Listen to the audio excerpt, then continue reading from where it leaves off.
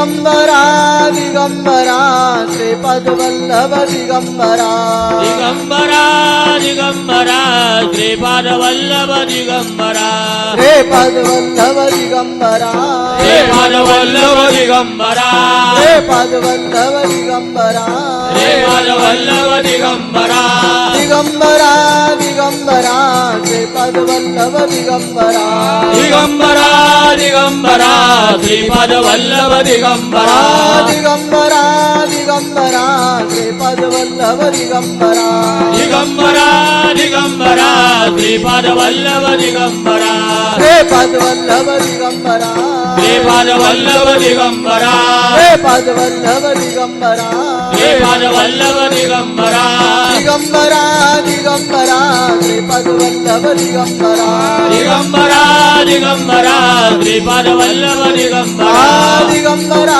दिगंबरा श्रीपद वल्लभ दिगंबरा दिगंबरा दिगंबरा श्रीपाद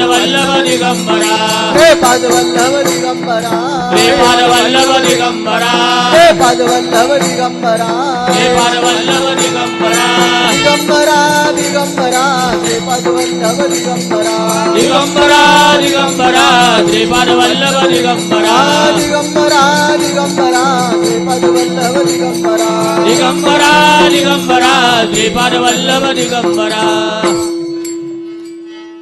आज पौर्णिमा आहे, चैत्र पौर्णिमा, नवीन वर्षाची सुरुवात आणि ती पहिली पौर्णिमा आज आहे. आणि त्या पौर्णिमेच्या निमित्ताने आपण सर्वजण दत्त महाराजांच्या दरबारामध्ये जमलोय. विश्व चैतन्य सद्गुरू अण्णा महाराज यांच्या कृपा आशीर्वादाने, दत्तगुरूंच्या कृपा आशीर्वादाने आपण दर गुरुवारी दर पौर्णिमेला नारायणपूरला येत असतो. आणि आल्यानंतर माणसाच्या जन्माचा हेतू समजून घेण्यासाठी अण्णांनी जे ज्ञान दिलेलं आहे ते ज्ञान आपण प्रत्येक वेळेला समजून घेत असतो आणि त्या ज्ञानाच्या माध्यमातूनच आपण आपल्या जीवनाचं कल्याण करून घेत असतो. असा यातला महत्त्वाचा भाग आहे. म्हणून आज सकाळी पौर्णिमा 7 वाजता सुरू झाली आणि उद्या सुद्धा 7 वाजता आहे, परंतु दुविधा अवस्था झाल्यामुळे आज थोडीशी उपस्थिती मला वाटते कमी दिसते. कारण की हनुमान जन्म उद्या दाखवलेला आहे, कारण की सूर्योदयाला मारुतीरायाचा जन्म सांगितलेला आहे. आणि 7 वाजता पौर्णिमा सुरू झाली. आपल्याला दिवसभरचा कार्यक्रम, होम हवन आरती हे सर्व आजच्या दिवशी सापडत होतं म्हणून आपण आज धरलेले आहे. तरी आपण सर्वजण या ठिकाणी जे येत असतो ते आल्यानंतर आपल्याला काही ना काहीतरी मिळवायचे. तर काय मिळवायचे आपल्याला? संपत्ती मिळवायची, धन मिळवायचे, घर मिळवायचे. तर काय मिळवायचे? तर आपल्याला या ठिकाणी आल्यानंतर आनंद मिळवायचा आहे, सुख मिळवायचं आहे, समाधान मिळवायचं आहे. आणि ते या ठिकाणी भरभरून आहे. दत्त महाराज, अण्णा महाराज आपल्या सर्वांच्यासाठी देण्यासाठी इथं उभे आहेत. फक्त आपण ते घेणं ते गरजेचं आहे. आणि ते घेण्यासाठी आपल्याला काय पाहिजे? आपली झोळी चांगली पाहिजे. झोळी जर आपली फाटकी असेल तर आपण कितीही घेतलं तरी त्यातून सांडणार आहे. म्हणून आपली झोळी ही व्यवस्थित असावी, फाटकी नसावी. आणि ती झोळी कशामुळे फाटते? तर अविचाराने फाटते, चुकीच्या विचाराने फाटते, दुर्गुणाने फाटते. आणि त्या दुर्गुणामुळे आपल्याला आपल्या जीवनाचा हेतू समजत नाही. कारण की ज्याला त्याला प्रपंच आहे आणि प्रपंच करत असताना ज्या काही गोष्टी लागतात तो गोष्टी मिळवण्यासाठी माणूस हा धडपड करतोय, रात्रंदिवस राबतोय, झगडतोय, कष्ट करतोय. परंतु त्याला ह्या सगळ्या गोष्टी कळत नाही की ह्या सगळ्या गोष्टी तेवढ्या पुरत्या आहेत, त्याने आपलं पोट भरू शकतं. परंतु ज्या कार्यासाठी, ज्या उद्देशासाठी माणसाचा जन्म परमेश्वराने दिलेला आहे ते उद्देश त्यातून साध्य होत नाही. मग ते उद्देश कशातून साध्य होत आहे? तर ते उद्देश नामामधून साध्य होणार आहे, नामस्मरणामधून साध्य होणार आहे. आणि ते नामस्मरण साध्य करण्यासाठी आपल्याला नारायणपूरला यायचंय. नारायणपूरला आल्यानंतर या भक्तीच्या महिमामध्ये आपण सर्वांनी दत्त महाराजांची भक्ती श्रद्धा विश्वासाने भाव ठेवून अर्पण करायचे, म्हणजे आपल्या जीवनाचा उद्धार झाल्याशिवाय कदापि राहणार नाही. असा यातला महत्वाचा भाग आपण समजून घेणं गरजेचं आहे, काळाची गरज आहे. कारण की या कलियुगामध्ये दत्त महाराज आपल्या समोर आहेत, साक्षात समोर आहेत, परंतु आपण त्याच्यापासून कितीतरी पटीने लांब आहे. याचं कारण एकच की विषय माया मोहामध्ये तो पडदा प्रत्येकाच्या डोळ्यावर चढलेला आहे, आणि त्या पडद्याला जर आपण बाजूला सारलं तर परमेश्वर आपल्या समोरच आहे. आणि त्याला घेण्यासाठी आपल्याला सर्व अट्टहास करायचा आहे की परमेश्वरा भगवंता, तुम्ही जो आम्हाला अगाध देह दिलेला आहे, त्या देहाचं जर आम्हाला सोनं करून घ्यायचं असेल, देहाचं जर कल्याण करून घ्यायचं असेल, तर आम्हाला तुमची भक्ती करण्याची ताकद आज या ठिकाणी द्या. हे आपण परमेश्वराला मागितलं पाहिजे. परंतु आपण प्रत्येकजण हा नको त्या गोष्टी परमेश्वराला मागतोय, आणि जे पाहिजेल, जे खरं पाहिजेल त्यापासून आपण अलिप्त राहतोय, त्यापासून आपण लांब राहतोय. आणि या लांब राहिल्यामुळे आपल्याला या सगळ्या दुःख यातना भोगावं लागतात. म्हणून आपण आळस न करता कुठल्याही गोष्टीचा विचार न करता ज्या परिस्थितीत आहे त्या परिस्थितीत राहून आपण जर परमेश्वराची सेवा केली तर ती खरी सेवा परमेश्वराची होणार आहे. म्हणून आपण समजून घ्यायचं की आपण या ठिकाणी काय केलं पाहिजे आणि काय नाही केलं पाहिजे, या सगळ्या गोष्टीचं आपण समजून घेतलं पाहिजे. कारण की देणारा देत असतो, पण आपण कशा पद्धतीने घेतोय याचा आपण विचार केला पाहिजे.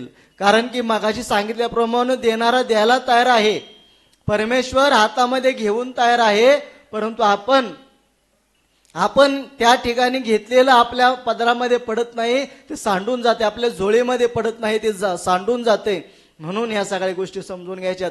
आणि मोलाचा धडा आपण शिकला पाहिजे की आपण कशा पद्धतीने आपल्या जीवनाचं चालली पाहिजे, जीवनाला कशा पद्धतीने समजून घेतलं पाहिजे.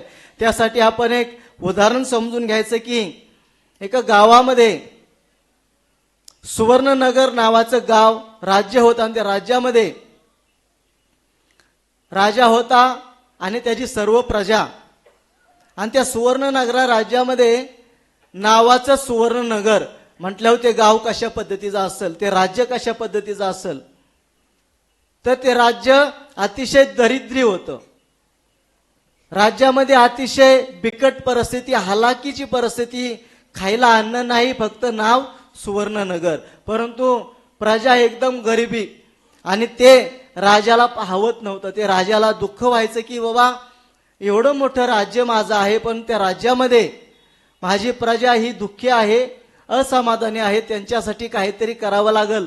म्हणून हा दुःखी होता, परमेश्वराची भक्ती करू लागला, का परमेश्वराला विनंती करू लागला की ह्या प्रजाजनांना काहीतरी सुख समाधान मिळवण्यासाठी काहीतरी असं चमत्कार वगैरे घडावा, या हेतूने राजा परमेश्वराकडे विनंती करत होता.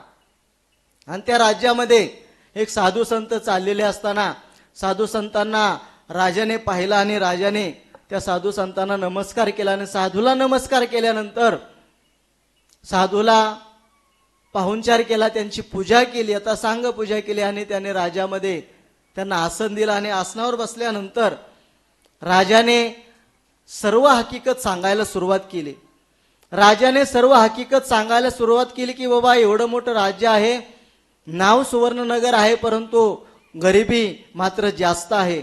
म्हणून साधूने सांगितलं की तुमचं नाव सुवर्णनगर आहे, त्याप्रमाणेच या ठिकाणी सगळ्या गोष्टी आहेत, फक्त आपण थोडेसे मेहनत करा. आणि या भूक तलामध्ये भरपूर सोन्याच्या खाणी आहेत. काय सांगितलं त्यांनी? भरपूर सोन्याच्या खाणी आहेत, फक्त त्या खाणी शोधा आणि ते खणून त्यातून सोनं काढून घ्या. आता साधूंनी सांगितल्याबरोबर राजाने सुरुवात केली. ज्या ठिकाणी सोनं आहे त्या ठिकाणी सोन्याच्या खदानी लागायला सुरुवात झाली.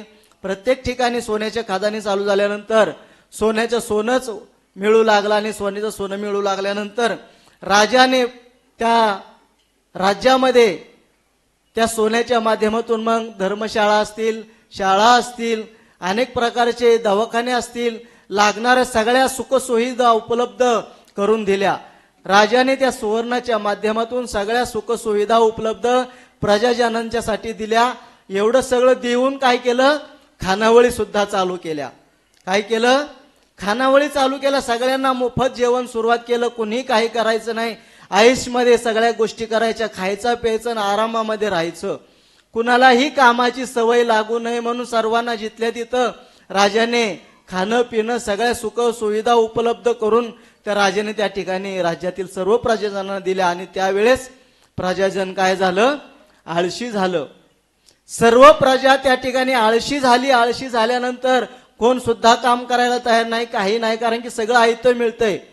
कष्ट करायची गरज नाही, आयतं ताट मिळतंय. सगळ्या गोष्टीमुळे गावातील आमच्या ताई लोक असतील, पुरुष लोक असतील, सगळे आळशी झाले. कारण की प्रत्येकाच्या खात्यावर काय यायला लागलं, प्रत्येकाच्या खात्यावर सोनं येऊ लागलं. त्याच्यामुळं कोण काही करायला तयार नाही, शेतात कोण जायला तयार नाही, कोण काही नाही, कारण की प्रत्येकाला महिन्याला बाबा प्रत्येकाला पैसे मिळू लागले. पैसे मिळू लागल्यानंतर कोण कष्ट करायला तयार नाही. या अवस्थेत पाहून त्या प्रधानाला मात्र दुःख होऊ लागलं. कारण की राजा हा लहरी होता, राजा लहरी होता. राजाला वाटायची की माझी प्रजा सुखी समाधानी असावी, त्यासाठी सर्व सुखी सुविधा उपलब्ध त्यांनी करून दिल्या होत्या. परंतु या प्रजेचा आळशीपणा पाहून प्रधानाला मात्र दुःख होत होतं. त्या प्रधानाला मात्र दुःख होत होतं, परंतु सांगायचं कसं राजाला, कारण की किती केलं तरी तो राजाच ना. राजाला सांगायचं कसं म्हणून कोडं पडलं. आणि कोडं पडल्यानंतर तो चिंतेमध्ये राहू लागला की प्रजाजनांचा आळस पाहून त्याला दुःख होऊ लागला. आणि त्याच भरामध्ये शेजारतील राज्यांनी या सगळ्या गोष्टीचा आढावा घेतला, कारण की या राज्यामध्ये भरपूर सोनं निघतंय, या सोन्याच्या खदानी या राज्यामध्ये आहेत. शेजारच्या राज्यातील राज्यांना त्याची खबर लागली. आणि खबर लागल्याबरोबर त्यांनी दूताला पाठवलं की बाबा आम्हाला यातून 10 मन सोन्याचा कर द्या, नाहीतर युद्धासाठी तयार व्हा. युद्धासाठी तयार व्हा, नाहीतरी आम्हाला 10 मन सोनं द्या, असं त्यांनी सांगितल्यावर राजाने कुठलाही विचार केला नाही. आणि सांगितलं की आपल्याकडे सोनं भरपूर आहे, कुणालाही त्रास होऊ नये म्हणून हे सोनं त्यांना घेऊन जाऊ द्या. सोनं त्यांना देऊन दिलं. आणि सोनं दिल्यानंतर एका राजाला कळाल्याबरोबर दुसरा राजाही त्या ठिकाणी उभा राहिला, कारण की बाबा ही लोक युद्ध करत नाहीत, काही करत नाही, आयतं आपल्याला सोनं मिळतंय म्हणून दुसऱ्या राजाने सुद्धा त्याच्यावर दबाव टाकला. आणि सगळ्या राजांनी त्या दबावामुळे त्या सोनं लुटायला सुरुवात केली. आणि हे सुद्धा त्या प्रधानाला काही खटकायला लागलं. परंतु राजा तशा पद्धतीचा विचार करत होता की कोणाला त्रास झाला ना पाहिजे, काही नाही, अशा पद्धतीने जर फरमान चालू झाला. आणि त्याने पुढं काय केलं तरी सर्व मनुष्यांना अन्नधान्य प्रसाद मिळतोय. आता पशु पक्ष्यांना सुद्धा त्या माध्यमातून सर्व अन्नदान सगळं पुरवायला प्रधानाला आज्ञा केली. प्रधानाला पशु पक्ष्यांना सुद्धा खाण्याची दाण्याची सगळ्याची व्यवस्था केल्याबरोबर प्रधानाने ते सगळे त्या पक्ष्यांना सुद्धा दाण्याची सोय केली, खाण्याची सोय केली. आणि त्यावेळेस प्रधानाला युक्ती सुचली आणि प्रधानाने सगळं व्यवस्थित चाललंय म्हणून राजाला दाखवण्यासाठी, राजाला त्या फेरफटका मारवण्यासाठी त्या राजाला सांगितलं. आणि राजा आणि प्रधान त्या ठिकाणाहून गावातून राज्यातून चालत असताना ह्या पशु पक्ष्यांना ज्या वेळेस धान्य टाकलं होतं, धान्य खाता खाता पशु पक्षी सुद्धा आळशी झाले होते, कारण की आयतं त्यांना मिळत होतं. उडायची ताकद त्यांच्यामध्ये संपलेली होती, अन्न शोधण्याची ताकद त्यांच्यामध्ये संपलेली होती, कारण की आयतं सगळं त्या ठिकाणी मिळत होतं म्हणून पक्षी सुद्धा आळशी झाले होते. हे सगळं पाहून शेजारच्या रानबोक्यांनी त्या पक्ष्यांवर आक्रमण केलं आणि त्यांना मारायला सुरुवात केली. आणि त्यांना मारायला सुरुवात केली आणि एक एक एक पक्ष्यांना तो रानबोके मारायला सुरुवात केली. आणि ते रक्त सांडलेलं त्या पटांगणामध्ये चालताना त्या राजाला दिसलं. आणि राजाला दिसल्याबरोबर प्रधानाला त्याने विचारलं की बाबा हे सगळं असं नाही, रक्त कशाचं सांडलेलं आहे. त्यावेळेस तो प्रधानाने सांगितलं की राजेसाहेब, हे पक्षी एवढे आळशी झालेले आहेत की त्यांना त्यांच्या स्वतःचं संरक्षण करण्यासुद्धा त्यांच्या पंखामध्ये ताकद राहिलेली नाही, कारण की त्यांना सगळ्या गोष्टी आयत्या मिळत आहेत. म्हणून एक एक एक एक सगळं हे पक्षी, हे रानबोके सगळं पक्षी संपवून टाकतायत. मग त्यावर राजाच्या डोक्यामध्ये प्रकाश पडला. राजाच्या डोक्यामध्ये प्रकाश पडला की बाबा हे सगळं झालंय त्या आळसामुळे झालेले आहे, आणि आळसामुळे हे पक्षी एक एक एक एक एक मरतोय.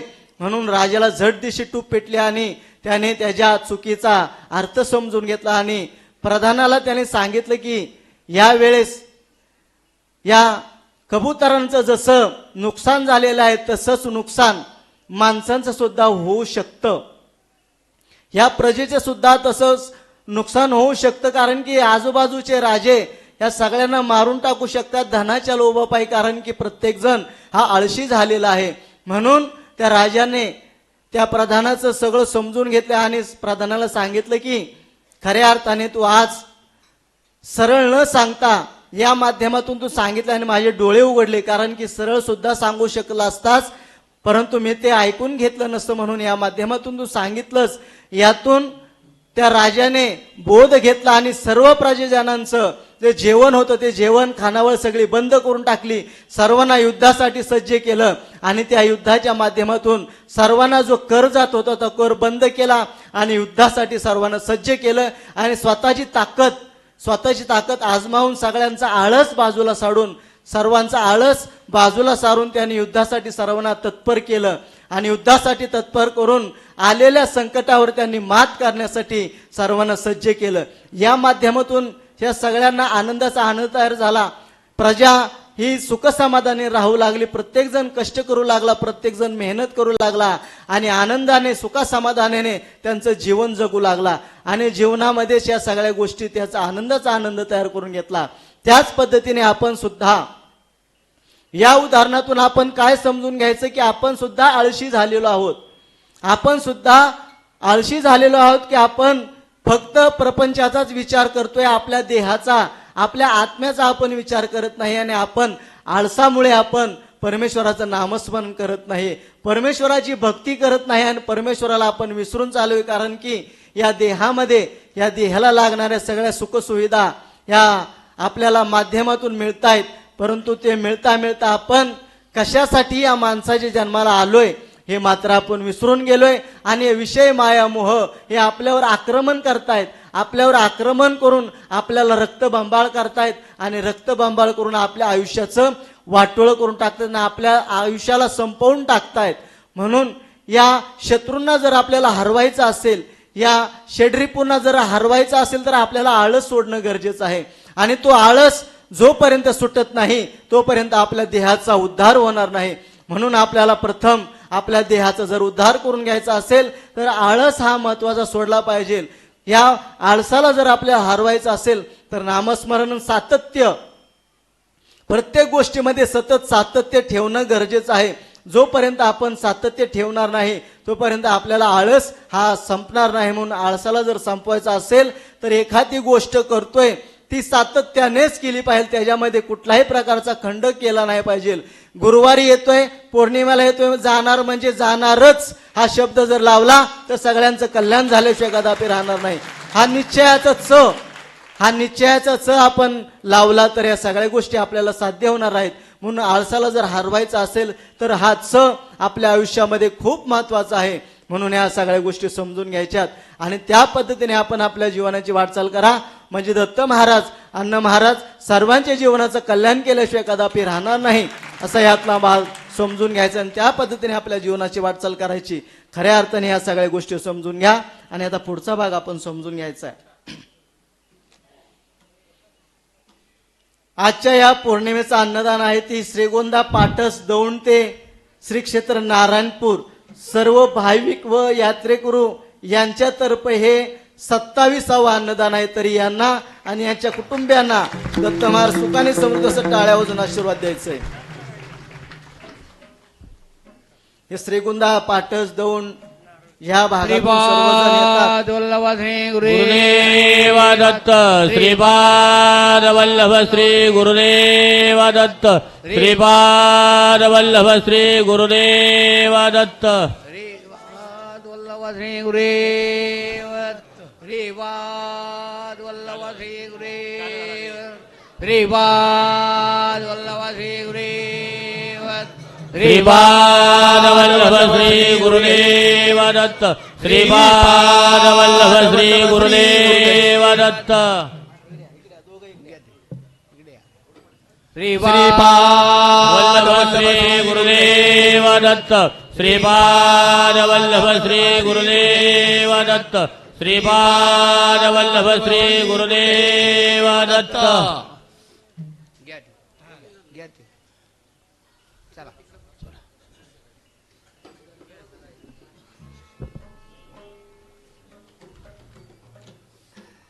तरी सर्व एसटी प्रवासी फक्त नावाला एसटी आहे, येतात का एसटीत कोण?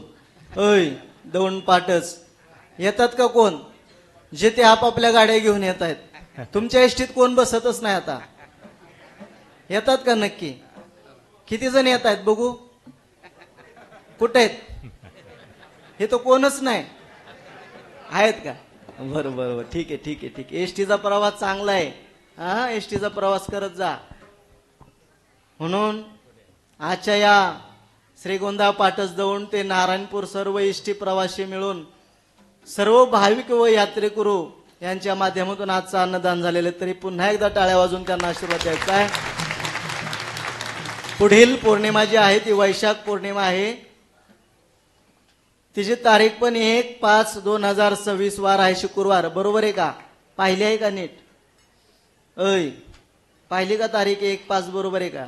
आता परत दुविधा अवस्था असेल. पंकज कुठे गेला? तर ठीक आहे, शुक्रवार आहे 1/5/2026 वैशाख पौर्णिमेची सर्वांनी सूचना घ्या आणि त्या पद्धतीने सर्वांना सांगा. सर्वांनी भाजनासाठी सज्ज राहा.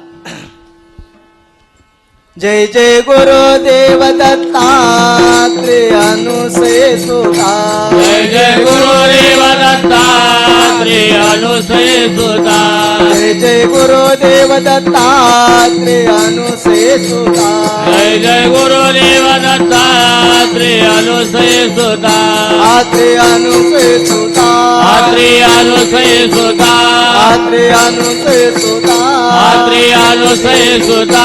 जय जय गुरुदेव दत्तात्रेय अनुसय सुधा. जय जय गुरुदेव दत्तात्रेय अनुसय सुधा. जय जय गुरुदेव दत्तात्रेय अनुसय सुधा. जय जय गुरुदेव दत्तात्रेय अनुसय सुधा. आत्रेय अनुसय सुधा. आत्रेय अनुसय सुधा. आत्रेय अनुसय सुधा. आत्रेय अनुसय सुधा. जय जय गुरुदेव दत्तात्रेय अनुसय सुधा. जय जय गुरुदेव दत्तात्रेय अनुसय सुधा. जय जय गुरुदेव दत्तात्रेय अनुसय सुधा. जय जय गुरुदेव दत्तात्रेय अनुसय सुधा. आत्रेय अनुसय सुधा. आत्रेय अनुसय सुधा. आत्रेय अनुसय सुधा. आत्रेय अनुसय सुधा. जय जय गुरुदेव दत्तात्रेय अनुसय सुधा. जय जय गुरुदेव दत्तात्रेय अनुसय सुधा. जय जय गुरुदेव दत्तात्रेय अनुसय सुधा. जय जय गुरुदेव दत्तात्रेय अनुसय सुधा. आत्रेय अनुसय सुधा. आत्रेय अनुसय सुधा. आत्रेय अनुसय सुधा. आत्रेय अनुसय सुधा. जय गुरुदेव दत्तात्रेय अनुसय सुधा. जय जय गुरुदेव दत्तात्रेय अनुसय सुधा. जय जय गुरुदेव दत्तात्रेय अनुसय सुधा. जय जय गुरुदेव दत्तात्रेय अनुसय सुधा. सर्वांनी मनापासून भजन म्हणायचंय. तो आवाज त्यांच्यापर्यंत पोहोचणं गरजेचं आहे. म्हणून मनाच्या अंतःकरणापासून परमेश्वराचं नामस्मरण, परमेश्वराचं भजन हे मनापासून करा. अंतरंगामध्ये जो परमेश्वर बसलेला आहे त्या परमेश्वरापर्यंत तो आवाज जाऊ द्या. म्हणून सर्वांनी मनापासून भजन म्हणा. गोपाला गोपाला देवकी नंदन गोपाला. गोपाला गोपाला देवकी नंदन गोपाला. गोपाला गोपाला देवकी नंदन गोपाला. गोपाला गोपाला देवकी नंदन गोपाला. देवकी नंदन गोपाला. देवकी नंदन गोपाला. देवकी नंदन गोपाला. देवकी नंदन गोपाला. गोपाला गोपाला देवकी नंदन गोपाला. गोपाला गोपाला देवकी नंदन गोपाला. गोपाला गोपाला देवकी नंदन गोपाला. गोपाला गोपाला देवकी नंदन गोपाला. देवकी नंदन गोपाला. देवकी नंदन गोपाला. देवकी नंदन गोपाला. देवकी नंदन गोपाला. गोपाला गोपाला देवकी नंदन गोपाला. गोपाला गोपाला देवकी नंदन गोपाला गोपाला गोपाला देवकी नंदन गोपाला गोपाला गोपाला देवकी नंदन गोपाला देवकी नंदन गोपाला देवकी नंदन गोपाला देवकी नंदन गोपाला देवकी नंदन गोपाला गोपाला गोपाला देवकी नंदन गोपाला गोपाला गोपाला देवकी नंदन गोपाला गोपाला गोपाला देवकी नंदन गोपाला गोपाला गोपाला देवकी नंदन गोपाला राधा राधा कृष्ण राधा राधा राधा कृष्ण राधा हरी राधा राधा कृष्ण राधा राधा राधा कृष्ण राधा राधा कृष्ण राधा हरे हरे राधा कृष्ण राधा राधा कृष्ण राधा हरे राधा कृष्ण राधा राधा राधा कृष्ण राधा राधा राधा कृष्ण राधा हरी हरी राधा राधा कृष्ण राधा हरे राधा राधा कृष्ण राधा राधा कृष्ण राधा हरे राधा कृष्ण राधा राधा कृष्ण राधा हरे राधा कृष्ण राधा राधा राधा कृष्ण राधा हरे राधा राधा कृष्ण राधा हरी राधा राधा कृष्ण राधा हरे हरे राधा राधा कृष्ण राधा राधा कृष्ण राधा हरे राधा कृष्ण राधा गोपाल कृष्ण राधा गोपाल कृष्ण राधा राधा राधा कृष्ण राधा राधा राधा कृष्ण राधा राधा राधा कृष्ण राधा राधा राधा कृष्ण राधा राधा कृष्ण राधा हरे राधा कृष्ण राधा राधा कृष्ण राधा हरे राधा कृष्ण राधा राधा राधा कृष्ण राधा राधा राधा कृष्ण हरि राधा हरि राधा राधा कृष्ण राधा हरे राधा राधा कृष्ण राधा राधा कृष्ण राधा हरे हरे राधा कृष्ण राधा राधा कृष्ण राधा राधा कृष्ण राधा राधा राधा कृष्ण राधा राधा राधा कृष्ण राधा राधा राधा कृष्ण राधा राधा राधा कृष्ण राधा आता एकदा अण्णांचं भजन करू मग आरती करू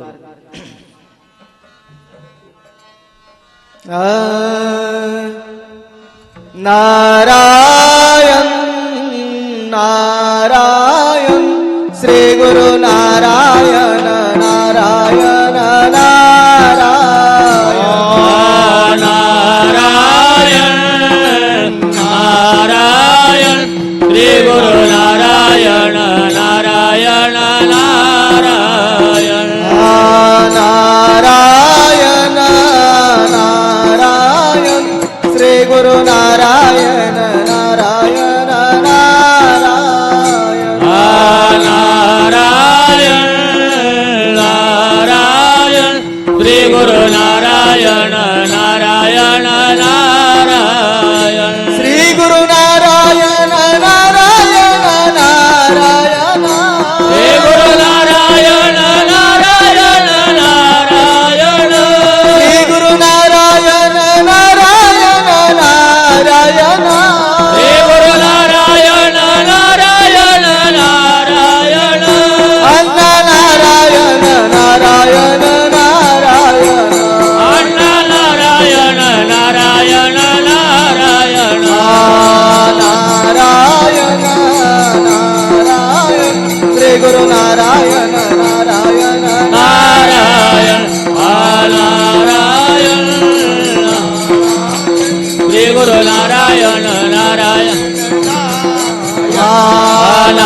नारायण नारायण श्री गुरु नारायण नारायण नारायण नारायण नारायण श्री गुरु नारायण नारायण नारायण श्री गुरु नारायण नारायण नारायण नारायण नारायण नारायण श्री गुरु नारायण नारायण नारायण नारायण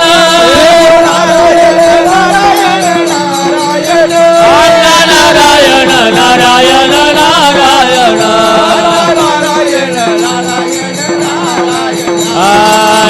नारायण नारायण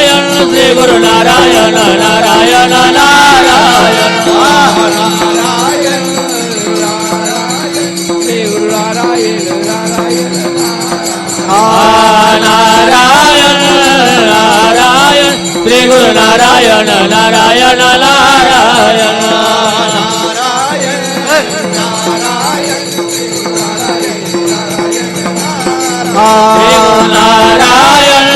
नारायण श्री गुरु नारायण नारायण नारायण नारायण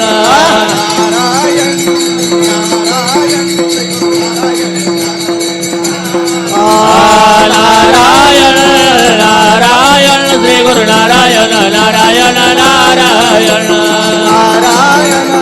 नारायण श्री गुरु नारायण नारायण नारायण नारायण नारायण श्री गुरु नारायण नारायण नारायण नारायण नारायण श्री गुरु नारायण नारायण सर्वांनी एकदा हात वर करायचे दत्त महाराजांना आपण आवाज देऊ